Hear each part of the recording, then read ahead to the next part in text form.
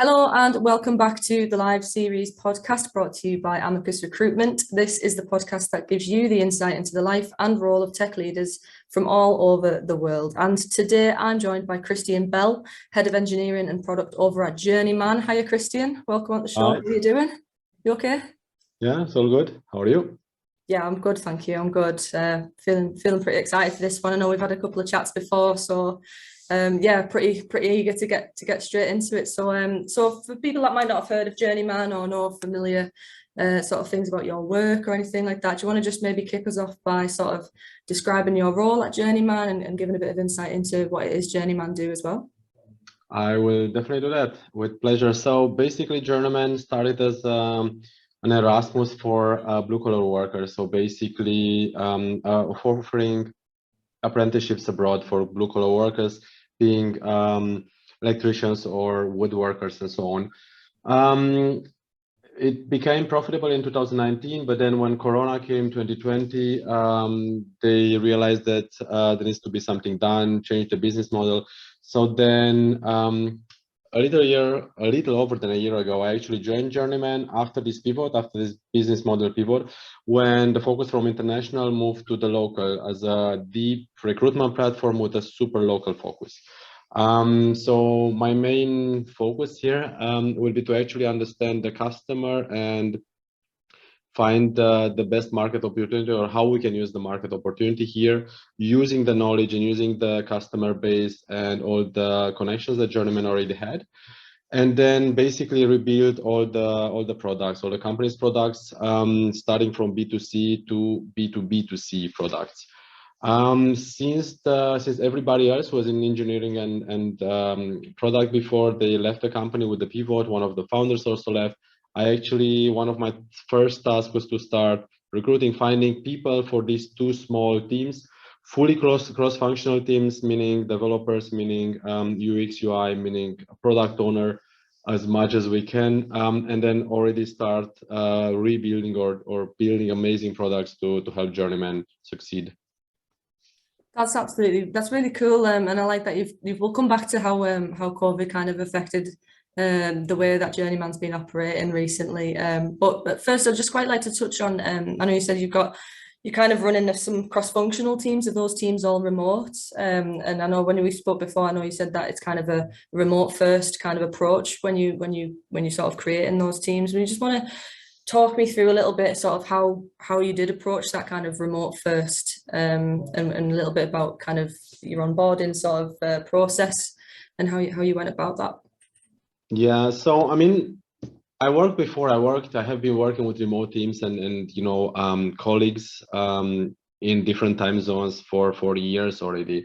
I don't remember when I actually first started working, but it was like you always get in different places, especially in IT. You have you kind of need freelancers, and then somehow some kind of agency somewhere in a different country.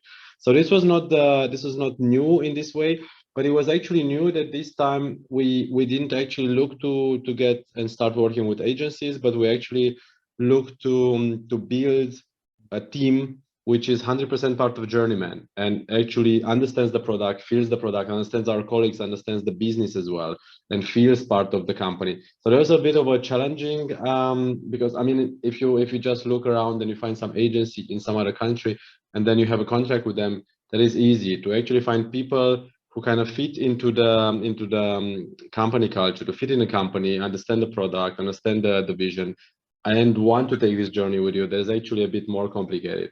So how we approach this? Funny enough, I actually reached to my network. I started asking around, speaking with people, again, word of mouth, surprisingly a bit. But then asking what do they know about different other freelancers or different locations in the world, or whatever their experience was. And after I got this bit of information, I actually went online and I researched a bit more. I said, okay, where are like good tech hubs? So then we found some cool cities. And then once we actually defined the locations, we used some online recruitment platforms to actually advertise our job posts there. So basically create a different job posts for different roles, and then use some kind of a budget through different platforms, say, hey, I want this job post to be posted in, I don't know, these 5 cities or 20 cities in different countries. Yeah, so there was, let's say, the way we did it. One thing that I must say here is that I have done recruitment before. I think the first time I done recruitment, I was way younger, but it was mostly local recruitment. It was mostly we had the HR department who kind of did this posting somewhere on the internet, on working with different universities and whatnot. And I must say that you know, I think in the last company, the previous company, we were looked for a good full stack developer for about 3 months, and I met and I spoke with lots of amazing people. But most of them, or if not actually 90-something% of them, they were from Berlin and based in Berlin or somewhere around Berlin. And in this case, a Journeyman, I must say that the energy of the people that I met was different, was really something else. I mean, you meet people from all over the world, obviously, where you have your post done. It was actually Lagos in Nigeria, somewhere in Ukraine, and so on and so forth. And my feeling is that experience level, it depends and it varies, obviously, but people seem to be actually having a cooler energy and actually really wanting to join something. Was different. I don't know if maybe it was just a happening or it was just the fact that we were looking remotely for people. So do you think if you're talking about people kind of looking for something to kind of join and be more invested in, do you mean kind of they want to be invested in it on a personal level? Like, what would you say that kind of in that case, if that is the case, is that a pitfall of kind of onboarding remotely, that, you know, do you kind of feel like you need to change the way that the company appeals to people if they're looking for different things within a company, if it's changed over the years? Do you want to, do you know what I mean? Is that kind of something that you find, or? Okay, so I mean, a couple of things here. I would say right now I'm still reading and hearing that lots of companies say, come back to the office, let's make the office sexy again.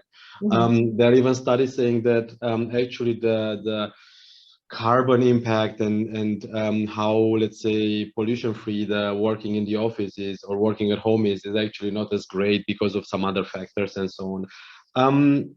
You know, that might be true, and that's kind of a different topic and probably very lengthy at that.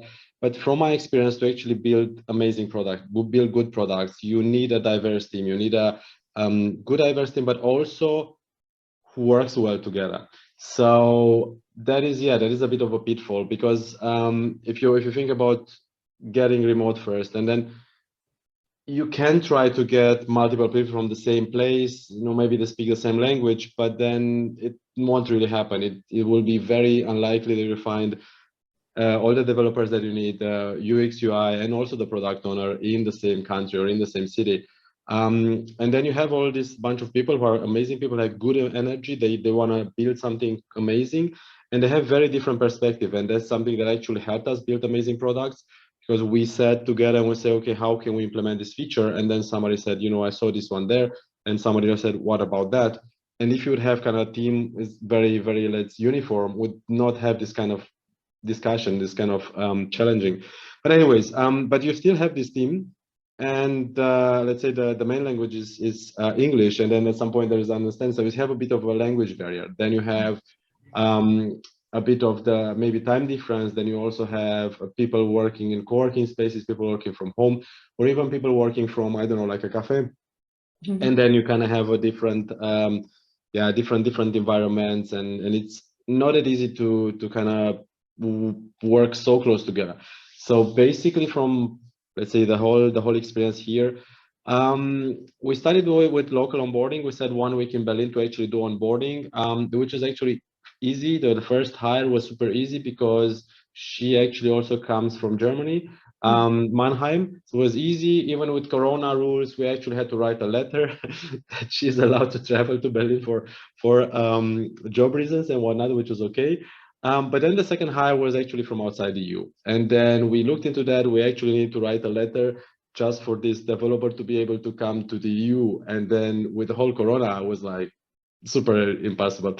So we said, okay, let's do it online. We already have the first person. It was a UX UI designer on board. It was me.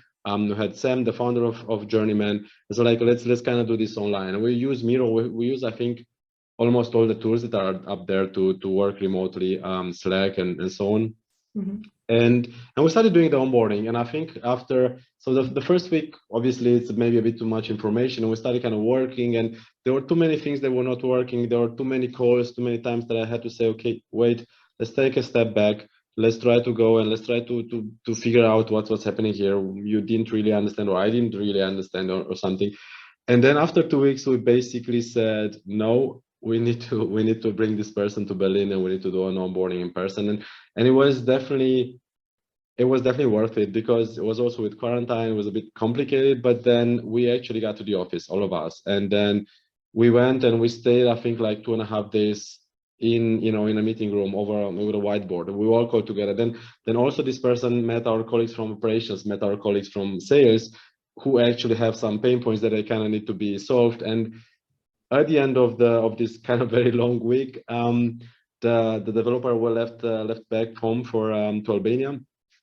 And then after that, it was definitely a better way of working. Like whenever we said something, or I said something, or he said something, we kind of spoke the same language.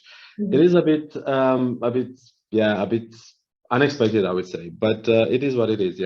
Yeah, I like that approach that you're bringing people in. And I mean, you just touched there on some impact of COVID. Let's sort of circle back around to that now then, in that case, because it's interesting to see how it's affected your onboarding process. How did it affect the way the company was functioning? I know you said you've come in I suppose if it's been just over a year, you've kind of landed just sort of halfway through the chaos of it, I suppose. So how was that? How did you find the sort of impact of COVID on the overall function of the organization then? So I mean, obviously everything that means in-person events is very complicated. It was very complicated. For the moment, I think it's getting a bit lower key. I don't know what's going to happen in the future. So we have this rule at Journeyman that we do every quarter, every 3 months, we do like an in-person meeting. Sometimes it is just a week to actually work together, and all of us work together. We have some workshops. And for example, last summer, it was actually going somewhere outside Berlin, in Brandenburg, renting a house with a pool and everything. So actually doing a couple of sessions, but mostly team building and team bonding. Mm-hmm. And all these events, and they don't actually have to be like every 3 months. It doesn't have to be the whole Journeyman, because Journeyman, at some point starts to have a bit too many people. It can also be just the product and engineering teams. But no matter how you try to do it and how you plan it, it becomes super complicated. So I think the most complex situation we had some colleagues, they actually came to Berlin 5 and 7 days before the actually start date of the event, and they quarantined in some accommodation, and they work from there remotely. So then we can actually meet in person and do everything. Okay. I mean, yeah, it is a bit cumbersome, and I think it's really, really well and really great that our colleagues were up with this, but it is complicated, and everything else, obviously, that everybody knows, everybody needed like a PCR test and everything. It was just made everything super complex. But like I said, I think we made it work. And I think that is also the people need to be a bit flexible about it, and also the companies need to be flexible and to understand everybody's perspective on this. We also had a case, I think, when we had the on-site in October, I think was last year. It was the cases were actually going a bit high, and some of the colleagues, they said they are not feeling comfortable to actually attend and have the week in the office, all of us, too many people and so on and so forth. So then is actually when we said, okay, let's split it up, let's do product and engineering together, and then a couple of virtual sessions with the other teams, then sales and then operations and so on. So I mean, there needs to be lots of flexibility, I feel, from both sides, from the company side and also from the employer side, or the people side. Yeah, I think flexibility is it's something that comes around, and you hear it over and over again. It is key, isn't it, at the end of the day, with unprecedented things like that. So in terms of being flexible with kind of your team, and I know when we chatted before, you kind of referenced your team's sort of internal customers. So and I found that really interesting, because I've not really heard anybody sort of use that phrase before, really, to be honest. So I kind of want to touch on that actually. So, how do you want to just talk me through kind of where that approach has come from? How do you keep your internal customers happy? You know, how do you kind of organize that balance? And yeah, just talk me through that a little bit. Yeah, so I mean, I guess this is not the case for all the companies and all the people having software, building software, product engineering teams, but I think it is the case for at least half of them, that you actually have a product who is also internal for our colleagues, operations, sales, marketing, and so on, that actually can do something with a whole product, or with a whole pool that we have of people. And so we actually, what happened, we built this internal tool, and then at some point we decided to actually open it up for our partners, for our companies. And then there was actually quite an interesting moment when all of a sudden we have this piece of software which is working, and for our colleagues and colleagues, that everybody is happy with it. Obviously, they all want to have different new features and so on, but they are more happy with it. And then you open this to the customers, and the customers are actually either getting more engagement there or actually paying money to use it every month. And then you are really at a crossroads, because you have, at the end of the day, limited resources, and you need to somehow prioritize between what what your colleagues want and what the companies, the paying customers of the product want. And they become a bit two different products, even if it's the same software at the end of the day. How do you keep customers happy? It doesn't matter if internal or external. You obviously implement all the features that they want as fast as possible. Impossible, obviously. So then what I did and what we did, we tried to actually have, we always have these feedback rounds with the customers and looking at the market regular every 2-3 months to see what's happening, to see how we can adjust the product, how we can add new features to it.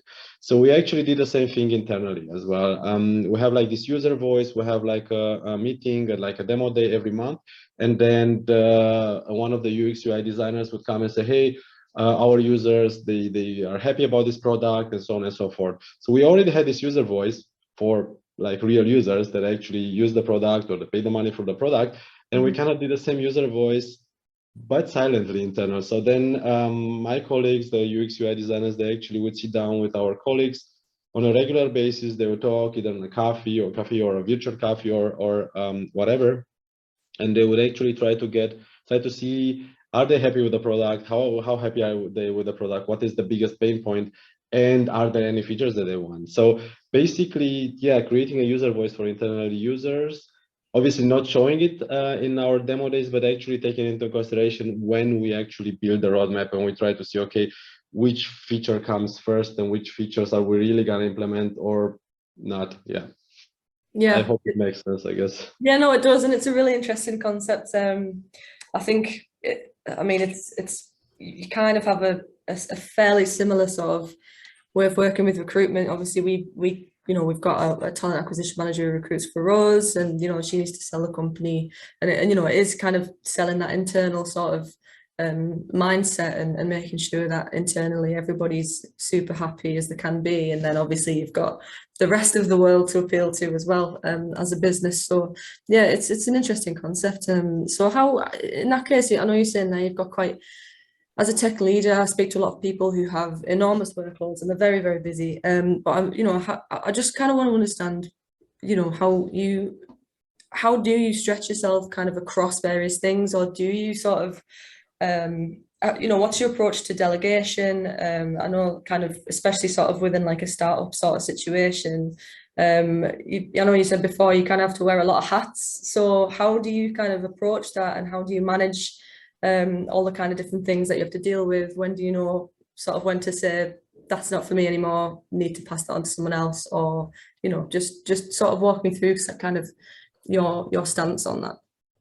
Okay, this might sound a bit, I guess, a bit out there, but I guess one of them is focus, really focus, blocking times in the calendar for different tasks. Because I mean, whenever you switch from a context to the other one, it takes a bit of effort, and from maybe an operational part, you're actually thinking about like really day-to-day business, and then you actually need to think about, okay, strategy, 3 months, 6 months, a year, what do we need as in terms of people, technology, and product, and whatever. So that's something that I have done before, and I'm doing it right now, and it's really, and it's a struggle because people sometimes tend to ignore your blocker in the calendar, or you by yourself, you need to at some point say, oh, I need to do this this meeting. But then you need to also ask yourself, hey, those are the 2 hours that you really need to focus on the product. You need to focus on the vision. You need to actually look, see what the competitors are doing, speak, maybe with the UX colleagues, what's the user voice, and so on. You should not be actually talking about performance review here. You should not. I mean, if it's a bit of a common sense as well. If it's a conflict situation, then yeah, you need to deal with it and so on. But there was one approach to actually try to block times in the day or times in the week to actually focus on different tasks, because otherwise you don't really get to do anything. And obviously you need to give yourself a buffer to put out fires every day, which is very complicated because sometimes it's the morning, sometimes in the afternoon, sometimes during the midday, sometimes the whole day is putting fires out. So I guess, but for me, definitely this putting blockers, trying to have focus time on the product, focus time on the team, focus time on the and seeing on the strategy, on the, let's say, overarching vision. That would be that. Another thing is that I always, whenever I try to find new colleagues, I also kind of was very honest about what I'm expecting from them. I mean, we do have quite a cool working environment, working conditions. I still hear this from different startups or different tech companies, and they need to be in the office still 40% of the time right now because Corona is over, and I understand why. I mean, I understand to be there every quarter. I understand maybe to be there once a month, but so many people work so well from home, from restaurants or whatever they are. So basically we have this freedom. We also have the freedom for everybody. It doesn't matter where they live and where they, let's say, work from. They can do completely remote work 2 months every year. There is given, everybody has this. We have almost a minimal set of rules, like a time difference. For the product and engineering, it's actually 4 hours time difference. For the sales and operation is actually lower because they need to work a bit more together and also with the customers. And if you are in the States and there's like 6 hour difference or even 9, then it becomes a bit complex. But besides this, and obviously everybody needs to make sure that they have an insurance if they go abroad and work and so on. Or the company needs to take care of that. But besides that, we're pretty free, and and I try to give everybody in my teams lots of freedom. But at the same time, and I'm saying this also when I'm recruiting, when I'm hiring, and I'm also looking for this, I managed to find and always ask people who can actually own the process in what they're doing. They're mature enough people. They don't really have to be, I don't know, 50 years or 60 or something, but they need to have a certain maturity to actually say, hey, this is my part of work and it's something that I can actually do. And I take responsibility and ownership on that. So that was something that helped me as well. I have 2 of these kind of people in the team, one on the development side and one on the UX side. And I sometimes manage to say, hey, this is something that they come up with the idea, we're working on a feature, and then it's something that you can actually take care of, it's something that you can run with, and they say, yeah, why not? And that's great. So finding people you can trust, finding people who actually want to own things and they want to take them from A to Z, and then putting blocking stuff for really specific team or strategy or product, whatever it is. Yeah. I really like that approach. I think it was a couple of episodes ago. I had Sergi Banyos on, who I think he's not too much older. I think he's only about 26, 27. He's only slightly older than me, and he's gone from this crazy path up to CTO in like a few years. And he said the main thing, even as a young person, the mindset is if you make something, you own it. And that's kind of the maturity behind that, and I found that really fascinating. And with you sort of reciprocating that there, it is interesting to to see people having that approach, and it's obviously a super valuable thing to be able to do that in your industry as well. It's sort of you led me nicely into my sort of final question there, because I know you started saying like, this is what I would do, this is what I would do. So What advice do you have for sort of people who would be aspiring to be in your position? Ooh, that's actually a very, very complicated or complex question, I would say. One thing is that, I mean, if you want to succeed, like I said, building good products, you should try to find, you know, a diverse team, but actually a team which works together and understands the product together. You should not be afraid that everybody, you know, challenges you. So like for me, something that is given, and for some people in the company, it was a bit of something that they had to get used to. But I have no problem anybody else. I expect people to have opinions on features, on ideas. We cannot always take them into account, but that's good. And sometimes some amazing ideas come out of this. And so find a diverse team, try to understand the users as well, and then try to, in my case, I was always trying to work in a flat way and have everybody listen and weigh in, because this is the way, in my experience, we can actually build amazing products, even with smaller teams. Yeah. I like that. Yeah, encouraging people to weigh in is something that that it is really important for every member of the team, isn't it? That I feel like we probably could have gone on and had another couple of episodes worth to talk about with you, Cristian. So maybe we can get you on another time. But thanks so much for sharing your insight. It's been really, really interesting hearing what you've got to say, and obviously wish you the best of luck over at Journeyman, and I hope everything COVID related settles completely down for you really soon. Let's hope so, yeah. So if you're watching this episode on YouTube, you can hover over the logo in the corner and hit subscribe. Follow us on Instagram, Twitter, Facebook, LinkedIn and TikTok for all of the updates. Head over to our website, amicusjobs.com, for tech news, webinars, blogs, and keep up to date on the latest Python, Golang and JavaScript roles around the globe. Got it all in one breath, I think. Thanks again, Cristian, so much for your time. Thanks for having me. No problem. Take care. Bye.